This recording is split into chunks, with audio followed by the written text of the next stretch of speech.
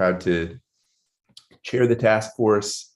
As a reminder, this meeting is live on YouTube and is being streamed. And so act accordingly. But it is very good to see everybody. Hope folks are staying cool and doing well. It is getting hot out there. So make sure you're drinking a lot of water. With that, we are going to jump into Round the Horn. And Anne, would you mind dropping the Round the Horn question into the chat? Bet. Tonight's question is a little bit different. We're going to be usually we're in pairs or maybe groups of 3.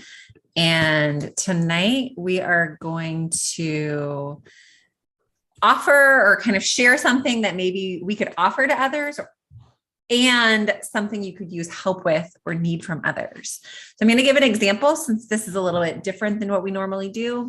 One of the things I can offer to others is that if you need volunteers to show up in a space, I would love to do that. I would love to not be in front of my screen. Something I need from others is resources for summer that people can access this summer. So I'm going to open up the breakout rooms. We're going to spend a little bit more time together tonight in your breakout groups, though not much. We're just doing groups of like 4-ish. So we will be in our breakout rooms till 5:40. So you have 7 minutes tonight in groups of 4. So again, we are sharing something you can offer to others and something you could use help with or need from others.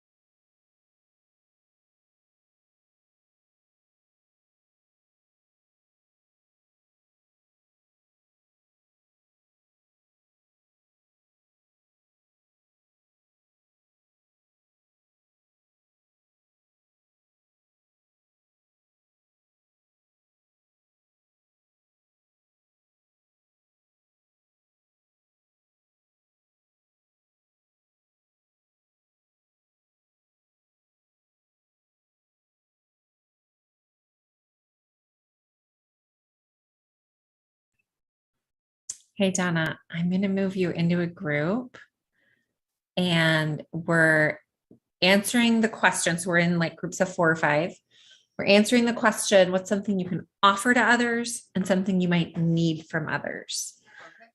So there you go. How are you feeling today? I'm good. I'm good. How are you? I'm good. Thank you. All right. I'm gone. Okay, great.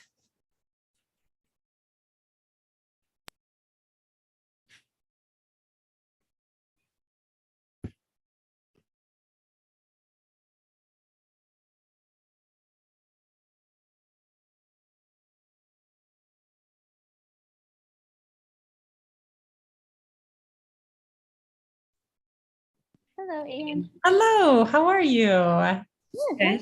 I am hoping to join the policy subcommittee today, if that's okay, and do my little shadow thing. Yeah, absolutely. Thank you for reminding me of that, Colby. I will definitely have you today because we're doing a pretty quick transition from the breakout groups that folks are in right now into our actual committees. Yeah. I am going to leave. People get to select rather than me assigning. Oh, great. So Okay. you should be able to select policy groups. So people are in small groups right now. They're sharing one thing they could offer to people and one thing they need from people. So my offering to people is that if people need volunteers, I would love to not sit behind a computer and show up and volunteer. And my need is that I need summer resources to be sent to me. So I would invite you all, maybe whoever has something they might want to share, either a need or something they can offer, that would be great.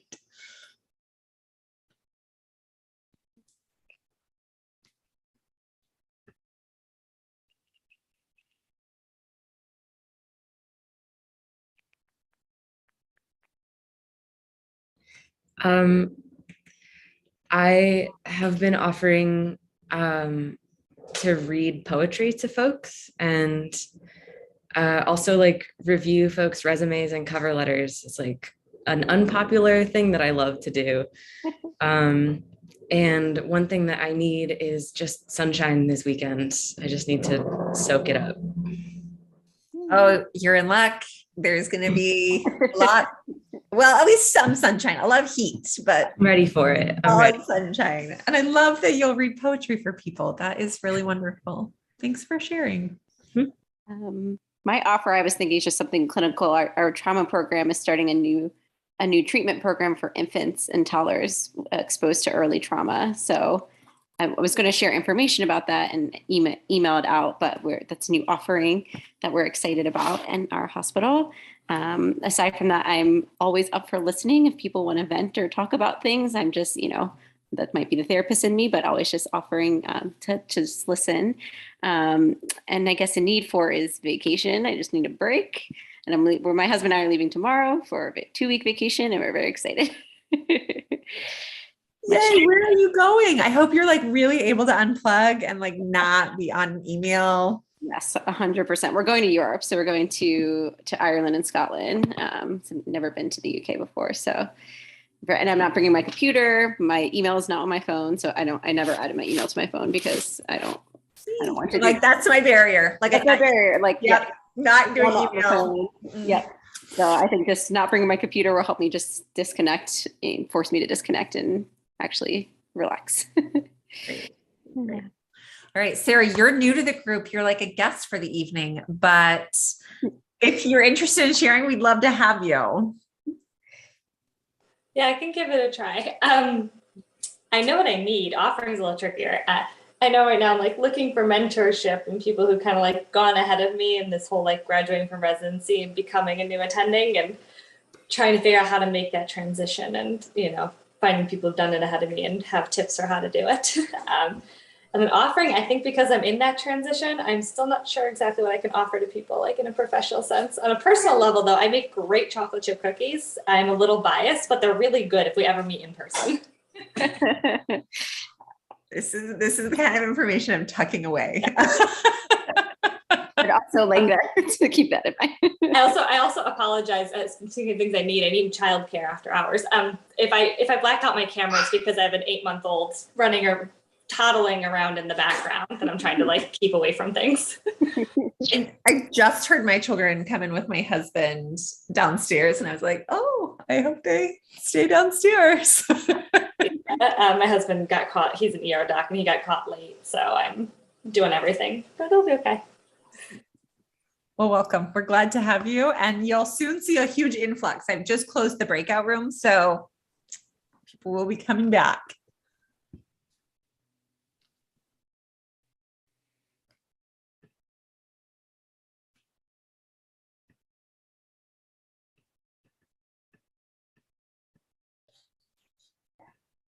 All right.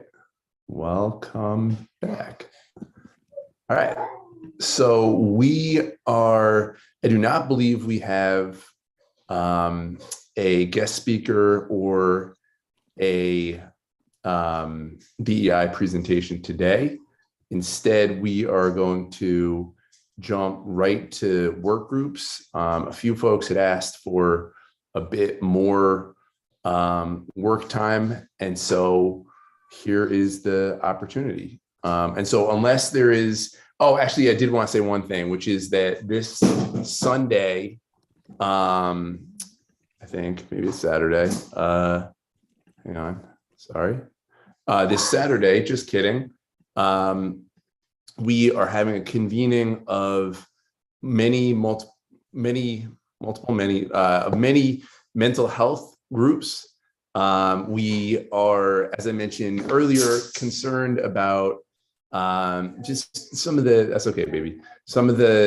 mental health challenges that folks in Baltimore are facing, and particularly coming into the summer where we know people's mental health is already tested. So this Saturday at 11 o'clock in front of City Hall, we're going to be joined by a bunch of different mental health providers, nonprofits, community-based organizations, folks who are in the space.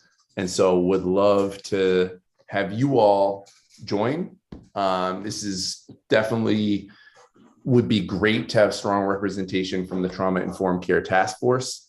Show up either representing, yourself as a member of the task force or whatever organization, hospital, entity that you are in. But it's really about how do we show a united front around health and mental health as we head into the summer. So please come if you can. It's going to be 11 o'clock this Saturday in front of City Hall. All right. So with that, want to welcome everybody into the group. And I'm going to start briefly in the policy group and then jump over to the youth group. But great to see y'all. All right. So because the youth group had asked to meet with some of the other groups, or at least people from the other groups. Was that able to get scheduled or? No, or not yet, I would say. Let's talk, but not yet.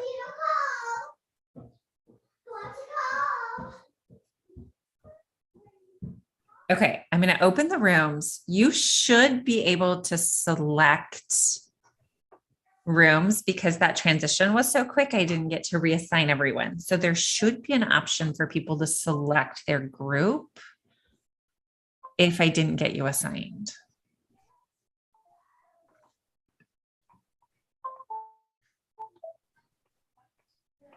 And I should call out that the medical group is staying here.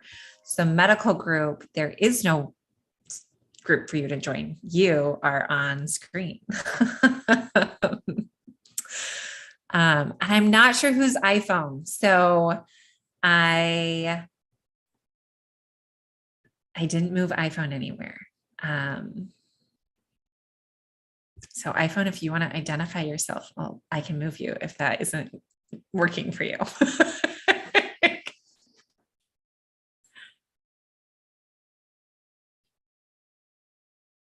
All right. Otherwise, I'm going to leave to go with the decolonizing group, and I'll come back if you need me or if iPhone needs to move. So thanks. Sounds good. Thanks, man. All right.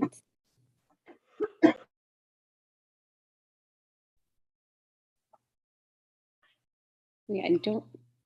And I see faces, so I'm in the right spot, right? Yes. Hey, Tessa. I'm only a little bit late. Sorry. Oh no, you're fine. I was late too. Nice. but you're here, and that's all that Dude. matters.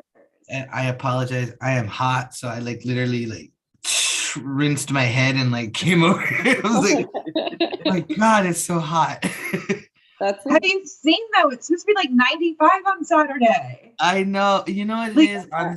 I'll share with you folks. You're my friends. My binder and my boob situation makes it really hard during the day in the summer. And so Ooh. it's like, run home and change quick. Oh my gosh. Yeah. It's just spiked up out of nowhere. All of a sudden, it's just like Exactly. summertime. Anywho, how's everybody doing? What'd I miss? Good. We didn't really get started yet and just put us into groups. But Well, I mean, I missed last week, so catch me up. Yeah. Or last meeting. What did we do last meeting? So last meeting, we had just kind of figured out a plan of action. We decided to send out like a letter to the stakeholders. I drafted that and sent it to, I think Zeke sent it out. Did you get a copy of it, Tika? Okay, I can send that to you as soon as I'm done talking. And then just like, if you have any comments, put them in. I think I just fixed what Lindsay had suggested. But yeah, if you have any suggestions, put them in and I can fix them by tomorrow. And then, yeah, we pretty much decided a plan of action. We would meet in three separate groups and then come together and like kind of figure out the similarities between the groups and the synergies. And then based on those meetings, we would determine our ask after we kind of get a feel for everything. Yeah. Anybody else have anything that I missed? No, I was just gonna say if it's helpful, I feel like we have time. Like I can share my screen. It's really short letter, Tika. It's just like a page. Share my screen. So if we want to just take a moment to all read it, and if anyone has any thoughts.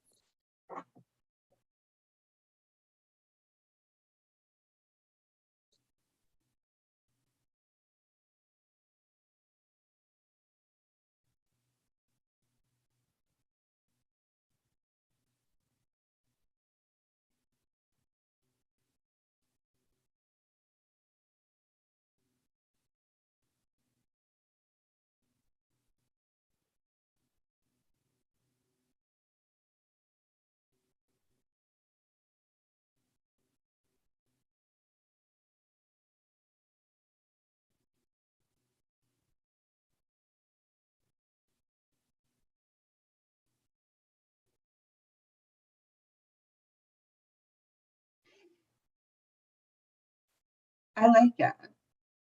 I think the one thing I would maybe change, and I apologize because I've been meaning to get to this in my email all day. I'm like, oh, I need to read that letter. I need to read that letter. Because yeah, sorry, I couldn't give them feedback before now. I might just either rearrange order, or I think right in the first sentence or two should give a sense of why are we contacting you? What's your ask? Like, I'm a little worried that people would have to read through too much. Like, okay, what do you want from me? But not in a, I mean, obviously we don't want to like just start off with like, hey, give us this, but I don't know, like, I want something concrete, particularly this is going out to all the medical people, right? They never read more than 3 sentences. Like, Yeah, so true. Because I love the letter. I think it's really well written and really gets at the heart of what we want to do. Mhm. So maybe even like a first sentence that's something about, you know, please share your expertise and or something that's like grabs you, like, yeah. Except Maybe it's the subject that you're looking to be the grabber, because I know my boss like looks at the subject and then That's says, true. I'm gonna read this or not. And so like That's my true. boss will either forward it to me because he's not reading it, or like, here, look through all this and let me know. So that, I mean, I don't know if other institutions go that way, but Yeah, I mean, I was kind of thinking, I feel like Mount Washington's a little bit different because we're such a small little hospital that I already mentioned it to the people that are going to be involved, and I just emailed them like a couple sentences and they were like, Got it. sure. And so they're ready. So that, I mean, the letter is kind of irrelevant for us because they're already on board and they're just waiting to hear details of like when the meeting is. So Okay. for our purposes, I'm fine with whatever because, I think we're already on board. But I think folks that are at larger institutions, I think you have good insight into how that all works or what's going to really grab, attention. Yeah, I can make those changes. Well, and I think Chica's got like that kind of gets at the heart though of how like what I was thinking is it's at least in the subject line, right? Something that lets you know this is more than just like, hey, I'm telling you about a program, but like there's a reason why you personally we're reaching out to. Mm-hmm. And I think that 100% can be done in the subject line. And I don't have a sense like at Maryland, I think Steve has been like talking to people and that anybody who would get this letter would know it was coming, but I don't have a great sense of that. Yeah. Yeah, my understanding was that like Panagis reached out to some Hopkins people and then Steve did to the University of Maryland people, but I'm not quite sure like what that looked like. But yeah, anyway, I think it looks great. Like just the changes. Yeah, this is awesome. I love that it's like one page and it's highlights the main points. That's really well written. So I'll stop. And I think I agree with you. I think it is a good letter. It has all the points that we need to say in there. And like, I think that to Chris's point, we do need to make sure to highlight what it is like that we're actually asking for them to be a part of it versus this is all we're doing. And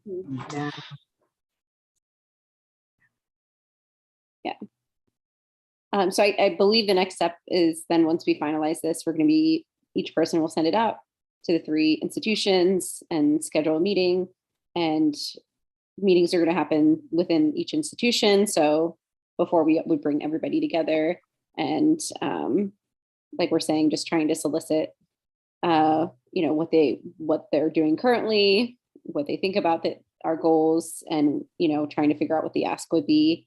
And then I think the other thing we just talked about was also trying to figure out the best way to go about organizing like listening sessions in the community, like at a parallel time that we're doing these hospital meetings, so that we could get from the community what they would want to inform us about, what their experiences are, what they would like to see change or become different, so that we're getting both, kind of both levels. So I think for both meetings, one of the things we talked about was it would be helpful to spend time kind of coming up with a list of like questions or at least guiding discussion prompts or something for each of those meetings, like the medical meetings, institution meetings, and then also these listening sessions. I think we need I think we should be consistent across the multiple listening sessions or the multiple hospital meetings. Like we should have some kind of like main points and information that we're covering to make sure that we're being consistent across these meetings. So, we have time today if that's something we want to do, or if folks had other things that related to the next steps that they want us to talk about, we can do that.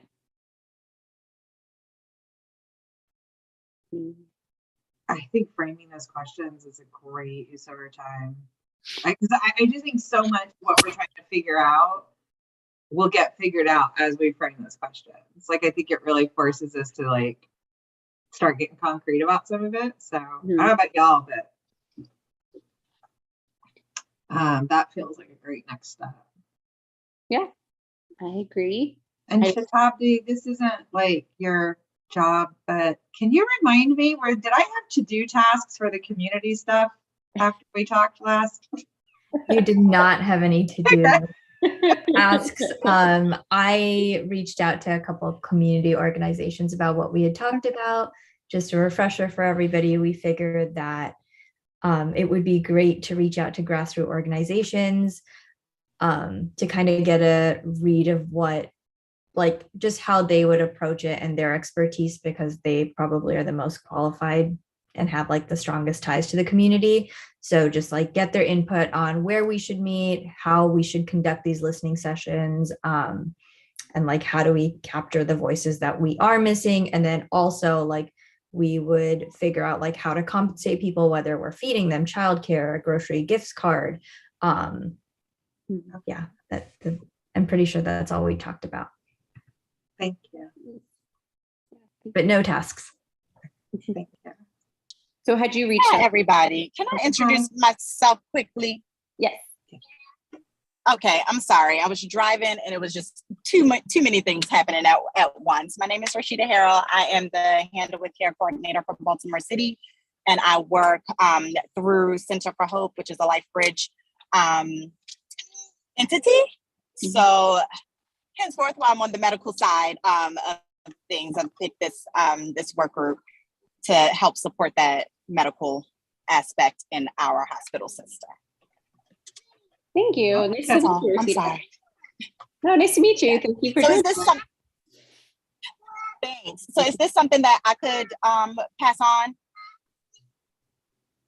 on? Yeah, we're sort of in the works of trying to organize listening sessions within the community regarding like views toward medical institutions, what they would like to be changed about, you know, either provider care or just healthcare organizations in general. So I think we're trying to figure out like where we should do those listening sessions in groups. And so if you feel like Center of Hope would be a good place to kind of to listen to some opinions. Absolutely. Or feedback. Yes. Yeah. Okay. And is that, Thanks, y'all. yeah, of course. Is Center for Hope formerly the Baltimore Child Abuse Center? Yes. Okay. That's what I thought. I know some folks over there because Yeah. I refer a lot to you guys from, I'm at Mount Washington Pediatric Hospital in our trauma Oh, program. yes. So Yes. Yeah. you guys So are we have all of these new programs under our umbrella as well. So I think it would be an awesome fit. awesome. Thank you so much. Thank you. Yeah, of course.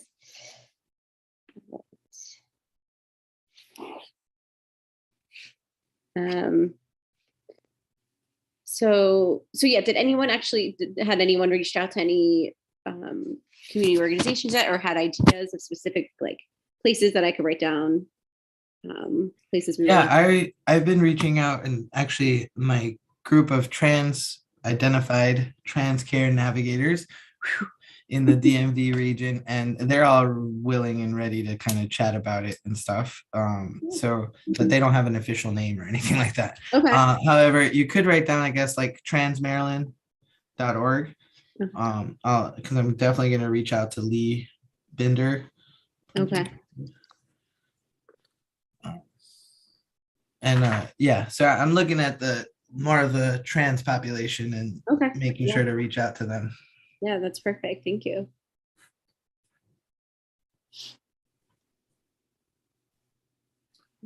Do we have a list of like the churches and stuff, or did somebody ever do that? Pan and Geese and Tabitha had sent out like an Excel spreadsheet that had a really long list of a bunch of different community partners.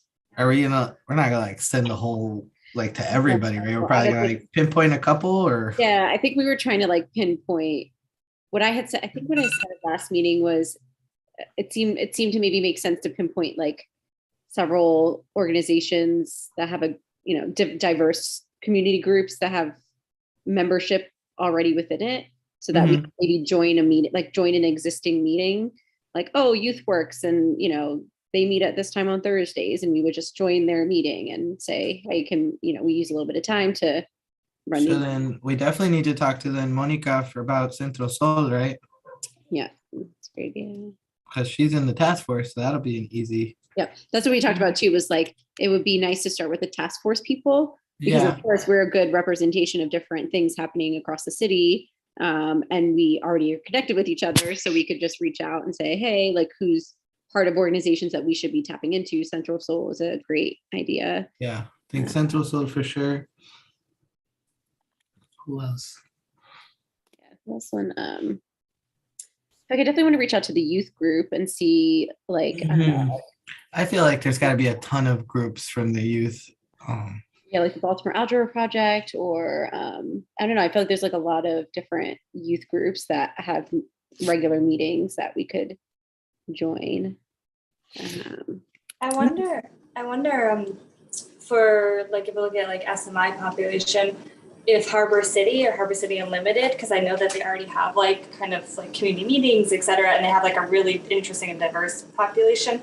And I think I'd be able to figure out how to get in contact with the person who could set that up. Because I think like Dr. Hackman on our side would know at least who I would talk to if that's something you're interested in. Okay. It was called But Harbor. that's like it's like adults requesting kind of like training in recovery for serious mental illness, and it's supported housing. Like it's a really interesting program. We get a lot of different diverse population there. Okay, great. That's perfect. You said it was called Harbor City. Did I have that right? Harbor City Unlimited. Yeah. And then what is the organization that Carla, they spoke at the diversity day? Which one? Are you talking about the barber one? It wasn't the barber shop, but it was on that panel because Kyla is on, I mean, she's at Party Healing City. Oh, but that's a good idea. We should talk to Troy with the More Than a Shot. Yeah. Shot. Alexa, stop. Alexa, set timer 9 minutes.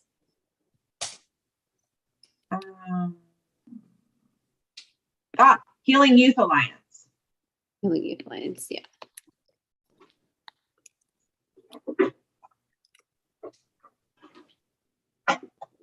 That and then the other one really, Baltimore Ceasefire. You know, Erica does a lot of work with this too, and I know she's not just Baltimore Ceasefire, but also the Community Mediation Center. Mhm. And I think both of those organizations would be great. Yeah, that's a great idea.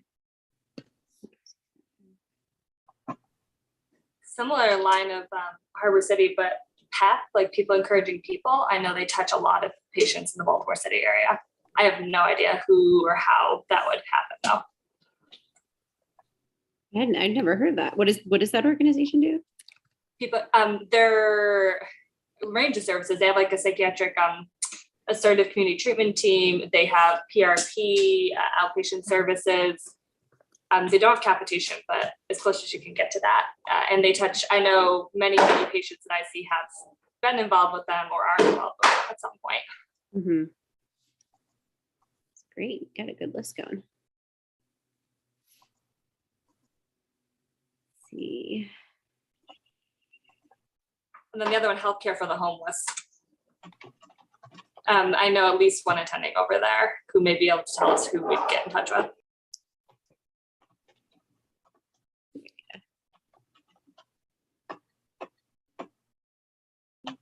Anybody else? We're thinking just off the top of the head.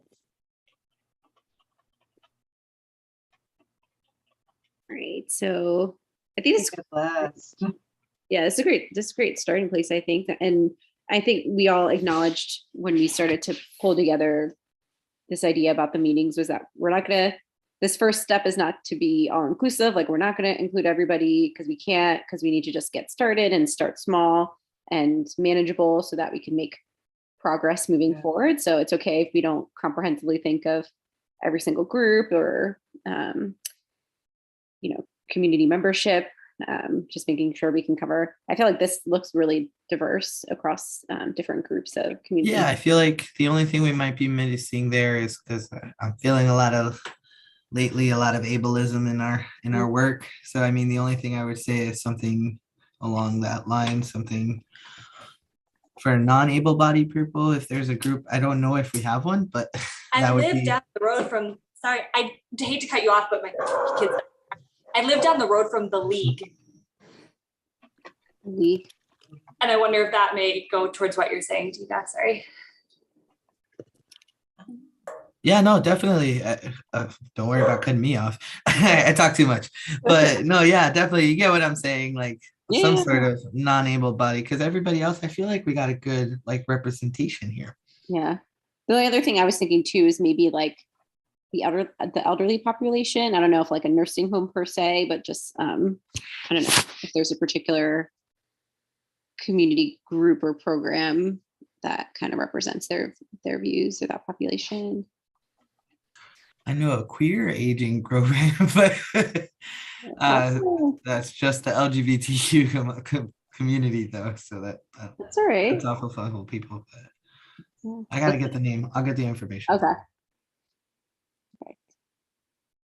All right. So I'm writing all this on our Google Doc running Google Docs. So if people think of other places, of course, feel free to just list them out. And then we can kind of start reaching out. It'd be really helpful to somehow have a joint meeting with the other groups or members to talk about what we're trying to do so that they can help. Or maybe, I don't know if we could draft an email to send to at least the people that are part of the task force. I'm happy to do that. To draft an email to send to like Monica and Troy, Kyla, Erica, at least the people that are on here.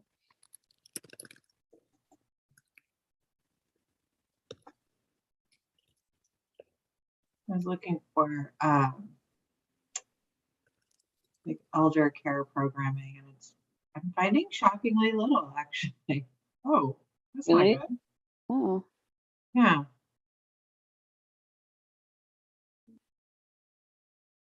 I finally found one, but they're Baltimore County. so I feel like there's got to be. I feel like Zeke probably no.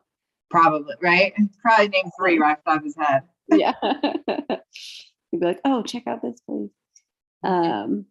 Okay, well, that can be like kind of part of our next steps is that if you were someone who mentioned one of these places and you want to reach out to them and see what the person, if we can connect with somebody, I think it makes the most sense. But of course, we can do however this kind of unfolds, but to maybe ask them if they have an upcoming meeting that we could join just to make it easier for their membership, and that we could provide food or we could provide some kind of compensation for their time. And, you know, we'll come up with our guiding questions and maybe make this like, you know, maybe just an hour kind of chunk of time. I think that's probably reasonable. Mhm. If we can, I think 90 minutes, like maybe planning 75 with 15 for 60 always ends up feeling a bit rushed, but there's no way you're going beyond 90. Like there just seems to be a breaking point somewhere in there that's Okay, so like up to 90 minutes. yeah. Sort of. Okay. And likely virtual, is that probably most feasible at this point, or realistic, or were we thinking in person? Well, I guess if we're doing food, yeah, we'd have to be. Yeah.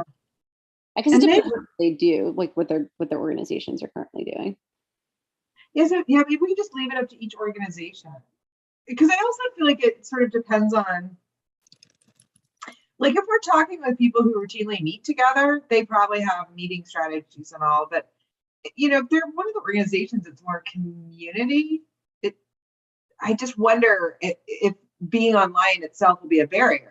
That, you know, there's something about being in the community, being in person. Mhm. We will come to you in your space.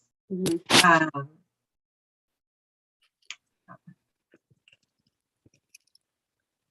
I think the idea is we're meeting them where they are, right? So Mhm. not the other way around. So Yeah.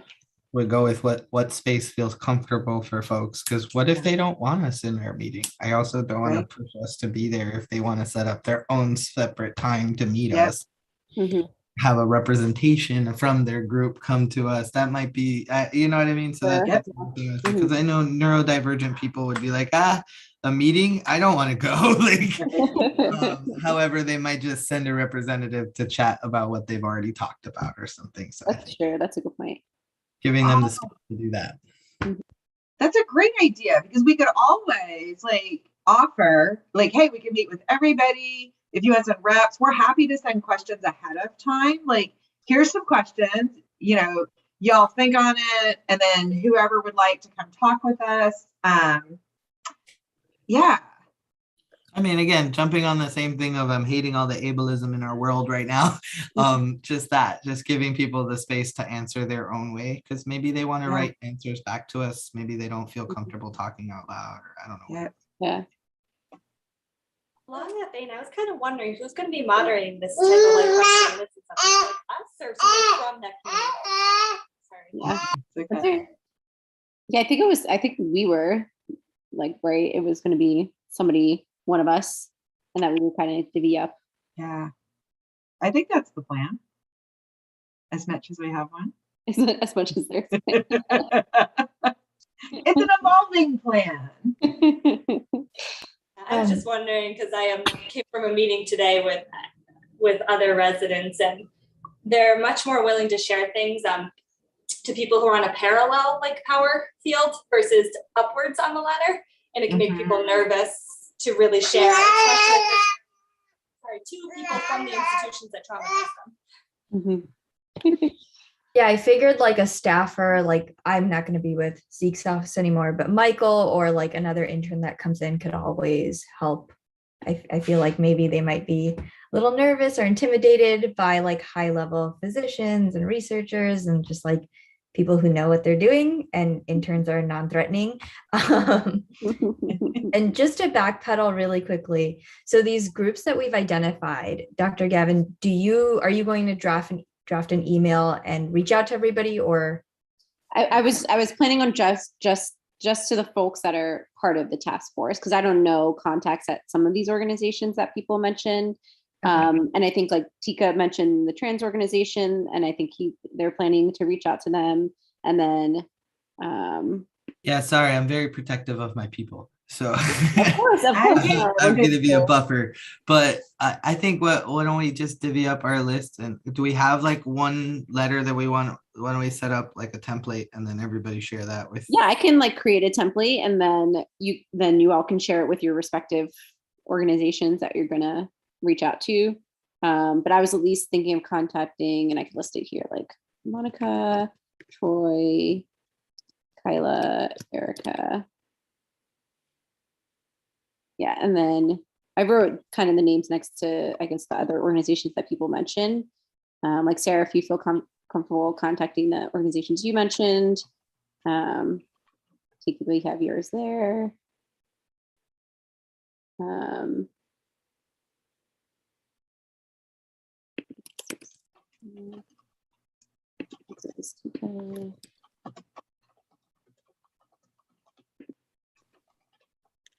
Reach out to somebody from the youth group, maybe young elder.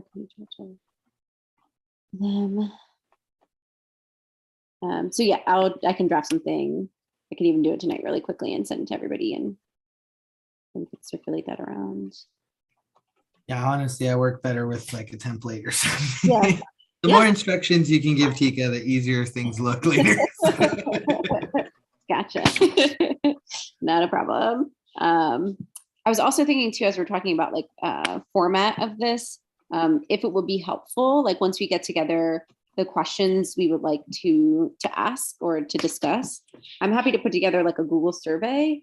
And that way, if that's another option that would be feasible and or preferable for groups, like again, maybe people don't want to share personally, but they wouldn't mind anonymously filling out a survey or answering questions in their own time, and then we could review that as qualitative data as well. I'm happy to put together like a Google survey version of whatever we come up with.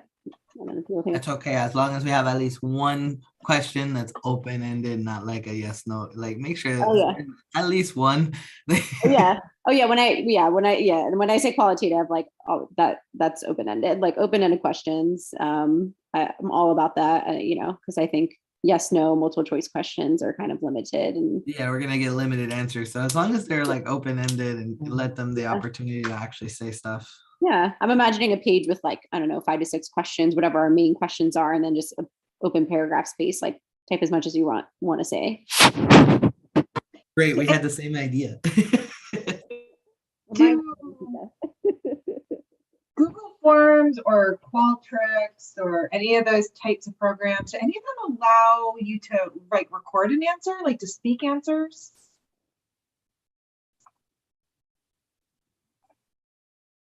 Is that possible? There's gotta be, somebody's gotta do that, right?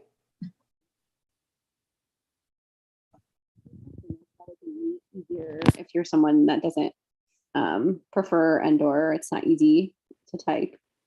Good question. I love where you're thinking, Chris. I love it. I know, I love that. Ableism question, focus question. Yeah, that's a good question. Definitely something we can look into. I was poking around on Google Forms to see if there's a, because it feels like it would be easy enough for like a little recording box to pop up and you just hit record and you can talk into it. Mhm. I say that having zero idea from a technological standpoint, like what that actually requires. Seems like it would make sense. You know? Not something that shouldn't be too challenging. Oh, maybe it's like a voice transcript option. Maybe it's not like an actual recording, but Mhm. All right, well, we can certainly explore that. In terms of questions, why don't we get some ideas flowing? So for community, we'll have the community listening sessions, and then there's the hospital sessions. So we sort of need guiding discussion questions for each. So if anyone wants to throw out some discussion questions, ideas, things we want to know. well, I gotta ask, what do we want to know? Like, what about the hospital do we want to know? Let's just start with this one. It's like they can sit there and tell us about cost, but I mean, really, is that really what we want to hear? Or are we just asking specifically about experience, right? That was what my thought was. Mhm. So I'm just scrolling back up to look to see if that's something we've written about.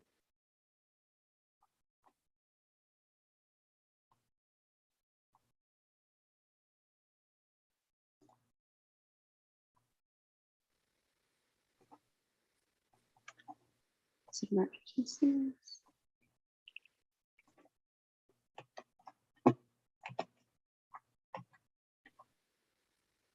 Yeah, I mean, I guess my main goal would be to understand like how they currently see trauma-informed care either happening in their institution, like, well, I don't know. I guess there's that. There's understanding at a basic level how they view the relationship between their institution and the community they serve. Well, I guess what my point is, I didn't realize the trauma until I talked about it, right? So maybe folks are not necessarily going to see themselves as a person who is experiencing trauma in the healthcare because maybe they don't see that that's a you get what I'm saying? Like, yeah, it's a shit thing that happened, but my life is so crazy. It's just another thing on the pile, right? So I think if we use terms like what does trauma-informed care look like or feel like, or what are your, I don't think people are going to really understand that question or be able to answer it, right? So I think we have to be very specific about like, what does a good medical experience look like? Something broader like that. Yeah. And I apologize. I thought you were talking about the hospitals meeting with the hospitals, but My bad. I thought we were on the top part with the community. Okay. You said something about hospital, and I thought you were talking about. Oh no! I mean, like, what do we want? What do we want the patient or the people to tell us about the hospital? About the hospital. Okay, got it. Okay, I heard hospital, and I switched gears to like the hospital meeting. But yes, no, you bring up a good point. I definitely think we should start off the meeting with defining what we mean when we say trauma. Because I mean, trauma itself has different meanings. You could talk about psychological trauma, you could talk about actual physical trauma. And like I think about this all the time working with kids and trauma, that you often don't know that what you're experiencing could be considered traumatic. So we could start off with some definitions or examples to help, at least give some kind of a shared definition. And we can ask folks to contribute to that, but kind of say this is what we think we're thinking about. When we say these terms, does this resonate with folks, or do you have anything to add? Another question we can ask is like, what would you change about your interaction while you're at the hospital? But are they talking about like the interaction with like nurses, with clinicians, with like just the people checking them into the ER? Like, is it everybody, or are we being like very specific when they're talking about their interactions with the institution?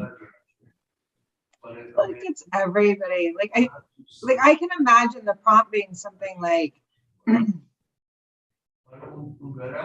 how, like, what is it, how does it feel when you walk, like, think about the last couple times that you've gone to the hospital or a clinic or a doctor's office.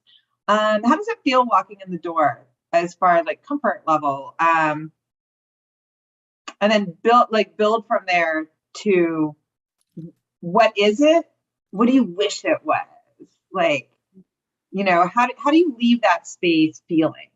And then a final question, I know we're like kind of skipping, but what would you like hospital leadership to know? Like, if you had, you know, the head of a hospital sitting here right now, what would you like them to hear? And leave it just open-ended. What do you have to say to the medical institutions?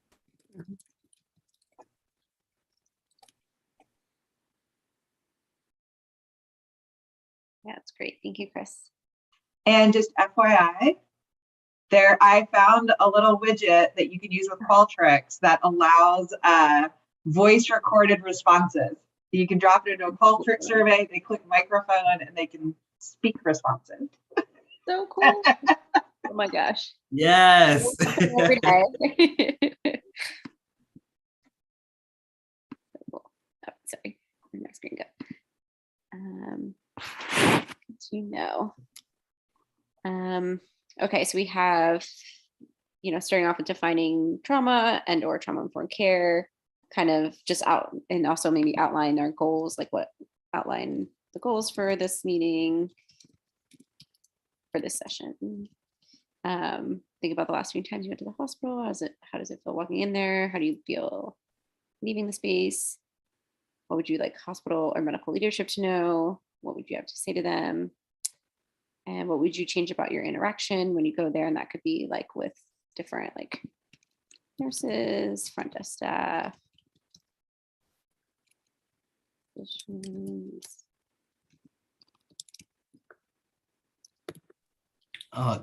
Make sure you put phones. Yeah, calls. I know main hospitals have like a call center and stuff, right? Mm-hmm.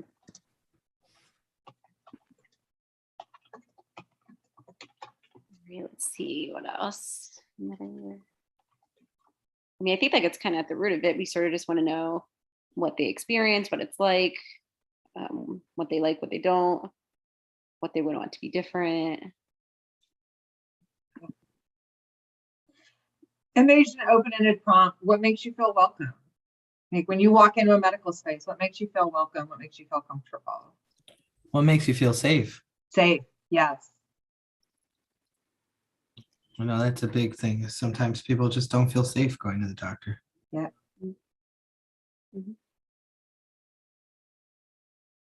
And hey, Zeke, we're just acknowledging you're lurking. Hey, Zeke. Yeah. His word, not mine. Yeah, no, I wrote in the chat. Will not hurt my feelings, Chris. So we're just coming up with questions for the community listening sessions that we want to run parallel to the hospital meetings that we're going to have. So we're just coming up with what things we want to ask people. Yeah.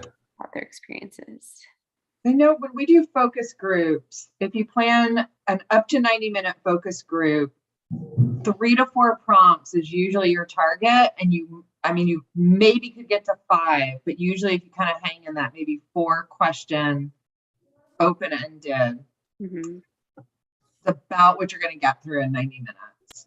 Really? Wow. With how have a very quiet group, but usually like once you get it rolling, yeah, you got like 3 or 4 prompts total. What about like how many people, Chris? So we usually, for focus groups, we usually try to cap it at like 10. And so we may look at that because these aren't quite focus groups, so we could look at more than that. But usually anywhere in 8 to 10, it's really hard to make sure that everybody gets an opportunity to speak. And yeah. True. Well, the idea, we're going to pair it with the Google Doc, right? Too? Yeah. Mm-hmm. So maybe that gives an opportunity for the extra questions that maybe we couldn't get all. Sure. That's true. Yeah. Yeah, I would just, so like 3 things that I'm thinking about, and I'm not totally clear. I haven't like been able to process in my own brain, like how to scratch at these questions. But one of the things that I've heard both in Sacred Heart, which is in my district in Southeast Baltimore and is 98% Latinx immigrants, Catholic Church, and I've heard similarly in a church in West Baltimore, which was 90+% Black, African American, was three things. One, issues around stigma. Two, issues around pathology and like feeling pathologized when you come in. And then three, like just straight up billing. Like one of the things we heard from Sacred Heart was like, you know, for a lot of the community, folks don't necessarily come in, particularly undocumented people who may not have health insurance, until there's like something catastrophic happened. Like, you know, you broke your arm, or like, you know, there's something where like, if you don't go to the hospital, there's going to be a really serious problem. And then people get hit with these like crazy, outrageous bills and they don't know what to do about it. And so it just sort of like reinforces this cycle where people aren't comfortable seeking preventive medicine or like having a regular scheduled appointment with their physician, because they're like, I'm not going to pay some ridiculous bill every time I come in. And so again, I don't fully know how to form this into question mode, but I just think those are three things that have come up in a lot of these types of conversations that I've been part of, is like stigma, pathology, and billing, and money.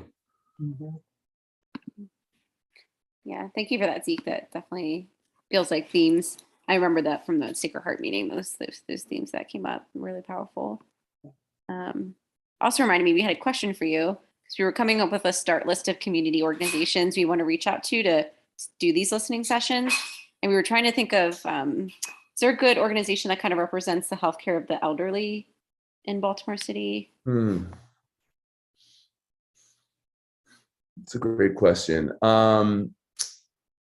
There's a group that Betsy Simon, the Zeta Center. I don't know that like, I'm not entirely sure that they're focused on like medical health per se, but they're really about like senior, elder living generally. So like aging in place. I definitely think like physical and mental health care is stuff that they talk and care about. Safety, you know, transportation, whether it's mobility or whatever service. So I would say the Zeta Center, I think would be a really good group, and happy to make a connection there. Yeah, that would be great. And yeah, I guess it doesn't necessarily have to be a group that's focused on healthcare. We just want to make sure we were covering, soliciting opinions from different demographics and groups of folk. So that would be great.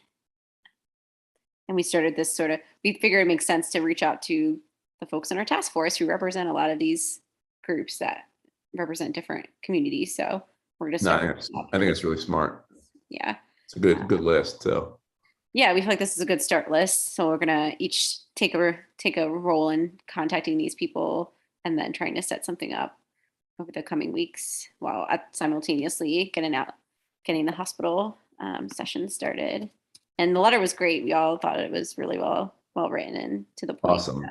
I definitely did not write it, so you know, always happy to take credit for other people's work, but real talk, that was all Shatabdi. So yeah, we gave her the credit. She did great. Good. So one thing I wanted to throw out, and I don't want to digress too much because I know y'all are on a roll and this seems really good. So just one thing that like popped into my head. So Monica, Central Soul Monica and Task Force Monica had a conference today on mental health in the Latinx community that was over at Bloomberg. It was sponsored by Central Soul and the Stolman Foundation and some other groups. She's doing some really good work related to sort of a clinical program to treat mid-level depression among primarily undocumented folks in the Latino immigrant community. So they had a whole conference, myself, Delegate Stephanie Smith, and Nikki McCann from Hopkins were on a panel. But one thing that came up that I thought was sort of interesting, and that I thought, like, you know, maybe could be part of our ask to the medical systems was like continuously the idea of like community navigators as a entry point into medical systems, and that like people who have had bad lived experiences with hospital systems, whether it's medical racism or exploitation or whatever the case may be, that like the trust just isn't there. And so, you know, I started thinking about like, what if one of the asks is like, could they fund navigators to support? And I'm curious, Lindsay, like how you guys think about this at Mount Washington, but just like, you know, to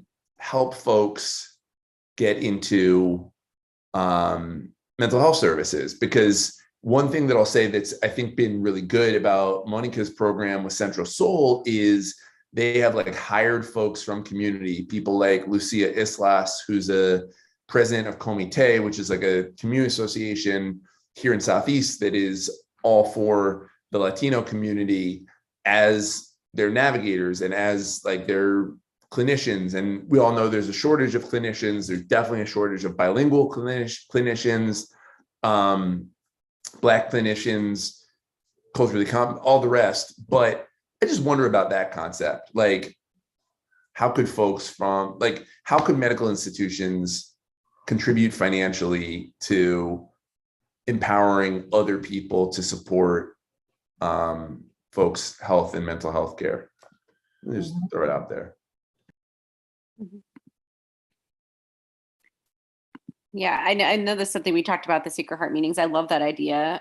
I have no idea how the medical system, like how they view that or how they would fund that. Like, I feel like I'm not really up high enough to understand sort of their views on what that would be. I mean, I think it makes a lot of sense, especially for particularly marginalized communities that don't have access. But I think that's a great ask. I think I'll tell you what that conversation looks like in my system. Yeah, what does it look like, Tika? In the nonprofit world, it looks like, well, where are we going to find the money for this? And does it make sense to actually pour money into this right now? And then just showing them why it is for the bottom line. Like, once I was able to show how much my work connected to the follow-up clinical stuff, then they were able to see, oh, we're actually more effective and saving money because they're not coming back for 30,000 times instead of just getting it fixed the first time, right? So I think it takes a lot of that. And I don't know that there's a lot of data on it out there or not, but for me, it was using a lot of my own personal data to show that at the board meetings and stuff. No, but I think that's a great point, Tika. And I think, you know, that is one thing that like we sort of heard throughout this conference. Like, I wouldn't say there was like a definitive claim, but it was kind of like, you know, there is a business case to be made for healthcare navigation and for certainly like culturally competent folks from community that are able to bridge gaps and divide, because exactly what you said, which is like, either folks don't come in at all until it's like catastrophic and really expensive to fix, or they're like constantly jumbled and coming back, you know, every single time. And so I think it was Nikki or someone said like there is some financial modeling that like ultimately y'all save money when you invest in navigation and community care. So I think that exists to some extent at Maryland. I apologize. Somebody's unhappy about dinner. But I think that community navigators and that type of thing, we have transitional care. I think maybe one of the asks or the discussion points for the hospitals could be, what do you already have in that place and how can we help you making that more effective? Yeah, good call, Sarah. Definitely, if there are pre-existing folks, I wonder if Hopkins does too. I mean, Right, but I mean, one of my questions about it is like, do the current navigators, are those hospital employees that are operating as navigators, or are these folks from the community? Because I think that was one of the biggest things that we heard at Sacred Heart, was that the benefit of the navigators is they are homegrown from the community. And so they connect in a different way. And I don't know what that looks like in the systems right now, but it's lovely if you have, some young doctor or professional in that role, but I just don't know that it's going to have quite the same uptake as somebody who, Maybe speaks the that- same language.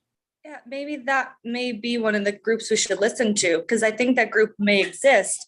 Because I know we have, like, at least at our hospital, like, for instance, we have peer recovery coaches in the expert role for referral to substance treatment, who is exactly what you're saying. But I know they're facing massive shortages. Like, we don't have enough of them right now. They're leaving roles because they're underpaid and stressed. And I think we also have, we have the patient advocates who are previous patients who struggled in those roles, who've struggled and had traumatic experiences. Yeah. So we have those, and maybe we could ask them where they're struggling. Sarah, I'm just curious for you all, and if you got to go, it's good. I totally get it because mine was going ballistic earlier. But I'm curious if you have those in psychiatry, or if it's just like in the hospital system generally.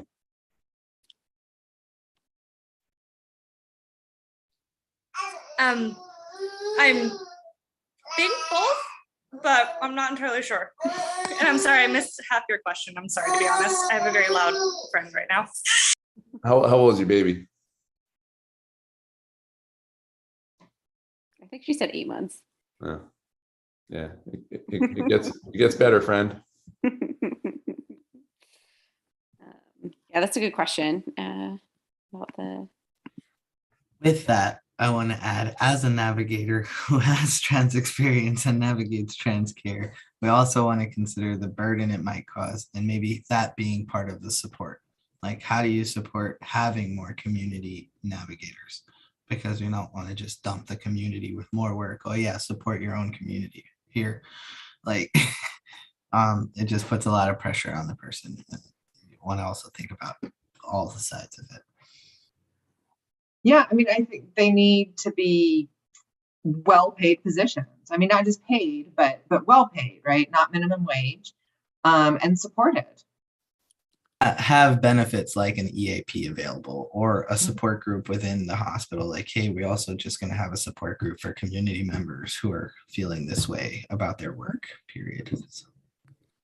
Yeah, taking care of the navigators so that they can continue that work. Yeah. I feel like that's been a big conversation piece in my navigation group, is like, we're all burnt out. The pandemic really is killing us. And the post-pandemic, whatever, if you want to call it that, it's still a lot of a burden. And I think that's something why don't we have any more navigators, or more navigators? Because it's a tough job. And so kind of investing in that job as a role, not just saying we need more community members to do it, but also invest in it as a whole project. Yeah. Yeah.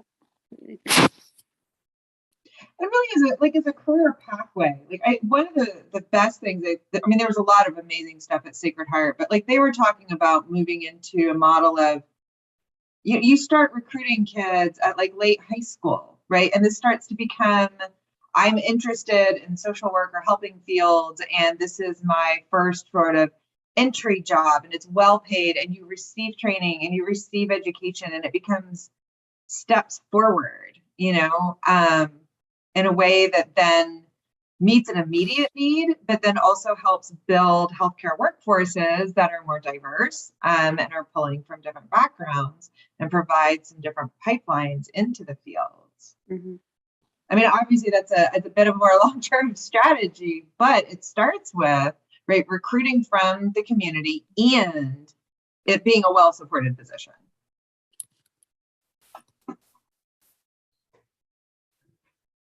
Guys, I'm sorry, I gotta jump off. I'll see y'all later. That's all right. See you, Tika. Thanks for There being you here. go. Send me the template. I'll send it out to my peeps Okay, love you. later. See ya.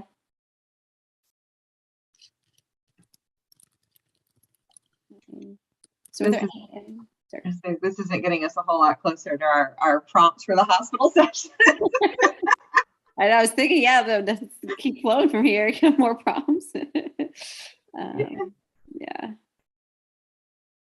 It's Right. funny, it does feel a little fuzzier, you know. Yeah. Yeah, it was much easier to get the community questions out because I feel like we know what we want to know from them, what we want them to tell us. Before hospitals, I think this is a good prompt about the navigators and systems. The questions I said earlier were just like if we wanted to ask them, what do they currently do in terms of trauma-informed care, like trying to understand what they're currently doing.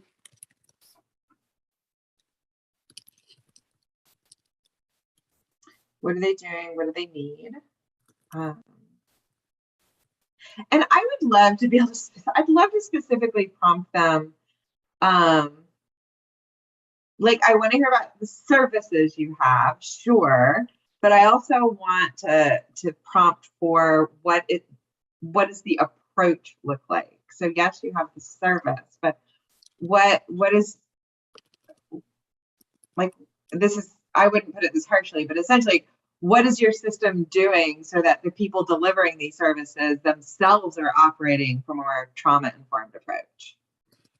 Sorry, say that again, Chris. What is your system doing so that providers are operating from a trauma-informed approach? Because I do think in this particular context of COVID, and I know hospitals financially are struggling and we're in that and all the rest of it. And so I keep having this impulse to like assure them and explain, we're not, like, the ultimate ask isn't spend more money. The ultimate ask is the services you're already providing need to feel different. And I think that also can help sometimes lower defenses, because like, no, it's okay. We're not here asking for cash. Who knows? We might down the line, but we're not right now. Like, and that this is maybe an easier lift than it feels, and that there may be a lot of stuff you're already doing. You don't even realize that's what you're doing, and we could build from.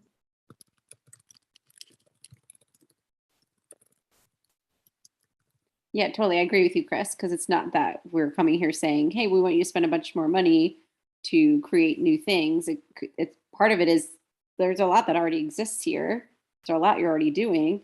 It could be about just doing it in a different way that is requires no cost and maybe makes things not just more efficient, but more safe, more comfortable, makes patients more likely to come back, more likely to follow advice or whatever, suggestions the provider is saying that is important to their health.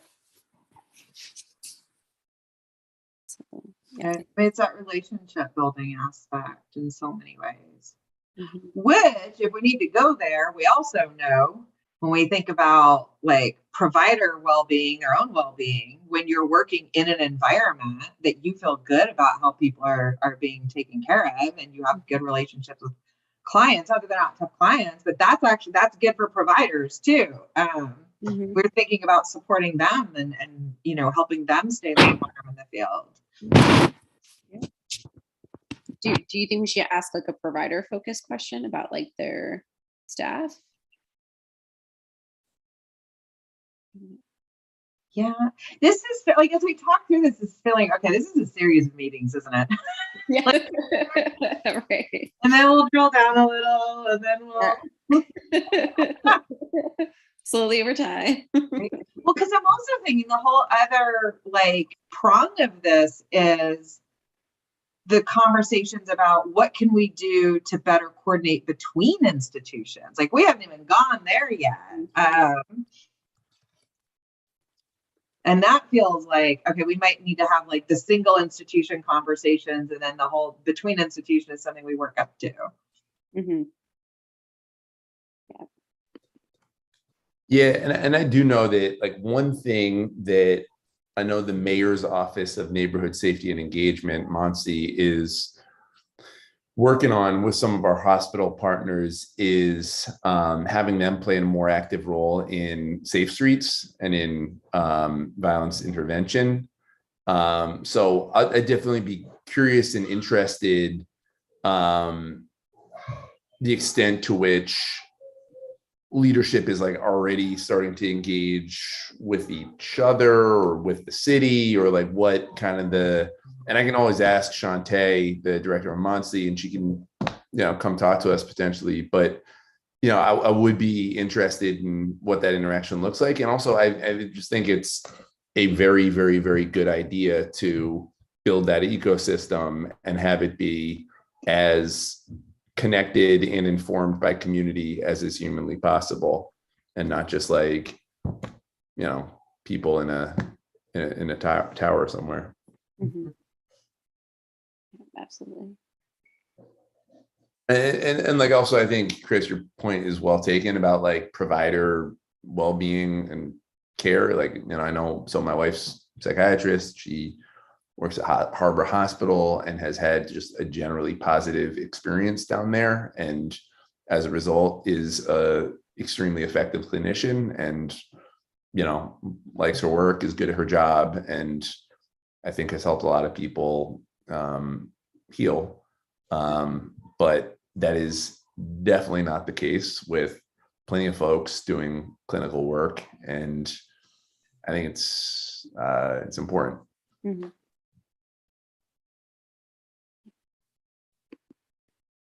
One other thing that just throw out there that Delegate Stephanie Smith brought up on our panel, some of the work that she did this last session that was not successful, but actually went to go testify on one of her bills, is she is trying to increase the amount of Black and Hispanic and just non-white clinicians, of which we know there's a tremendous dearth and shortage.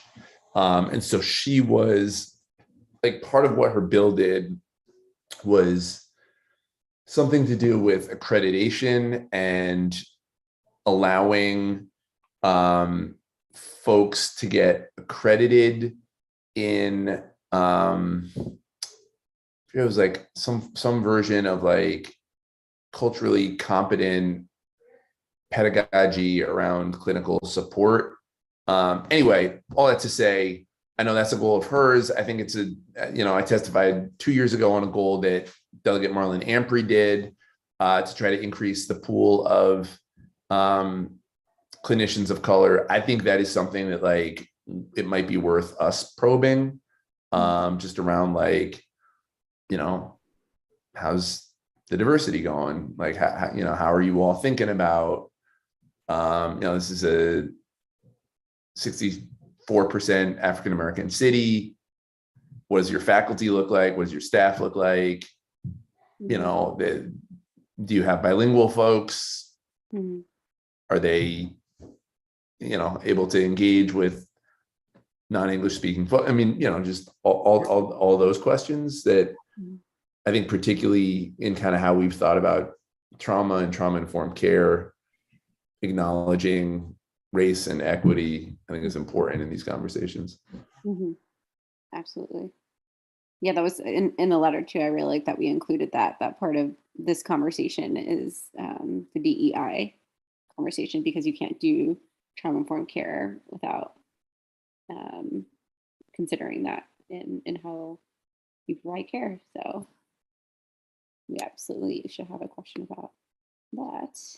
Yeah, I know our Department of Psychiatry, like part of the DEI committee work that's been going on over the last 2 years now or so, there's a subcommittee about recruitment and retention, and they've been trying to dig into because they did a survey a little bit ago, and Sarah, you may have better like numbers, but reaching out to previous providers of color, and I don't know if it was just psychiatrists but it was somewhere in that realm. Basically, why did you leave? Why did you not want to stay here? And we're like having some hard realizations that people were not comfortable in their organization. And And that this wasn't just sort of a like, oh, we don't know happenstance. It's like, no, people are really not comfortable. So I know they've been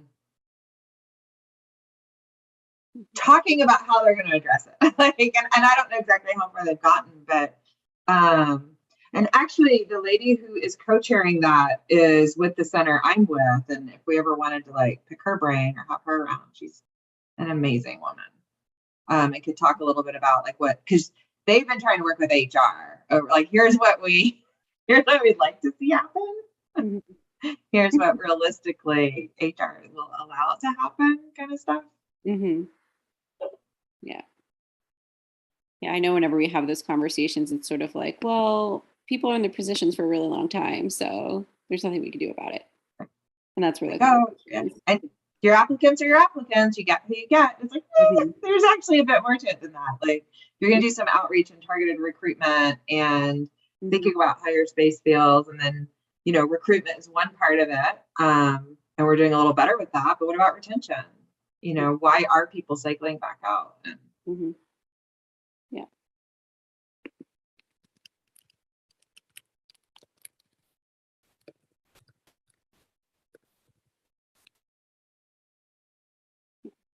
So it does feel like, don't worry. Thanks, Sarah. God, this is definitely multiple meetings with the institutions. There's a lot to dig in here. It feels like it's okay, but it's like, where do we want to start? Yeah, and I think sort of figuring out too, like, like, I don't think these conversations should be like interview sessions per se. Like, I think it should really be about like power meeting power, like, and having a conversation and engaging around how we can, mutually benefit our interests and their interests. I absolutely, I think writing down the questions is 100% the right thing for us to do, and having stuff to refer to.